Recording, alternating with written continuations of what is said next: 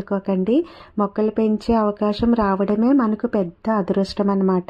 ప్రకృతిని సృష్టించేది ఆ దేవుడు. అలాంటి ప్రకృతిలో భాగమైన మొక్కలను పెంచడం, ఆ అవకాశం రావడం మన అదృష్టం కదా!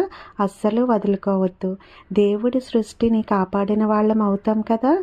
సృష్టిని కాపాడకపోయినా పర్లేదు, కానీ పాడు చేయకుండా ఉంటే చాలు. వీధికో ఊరికో ఏదో చేయాలి, ఏదో మేలు చేయాలని అనుకుంటాం, కానీ చేయలేకపోవచ్చు. కానీ మన ఇంట్లో మనకున్న అవకాశాన్ని బట్టి మొక్కలను పెంచితే చాలు. మనం సమాజానికి ఎంతో మేలు చేసిన వాళ్ళం అవుతాము కదా! ఆ మొక్కలు మనకి ఇచ్చే ఆనందం వెలకట్టలేనిదండి.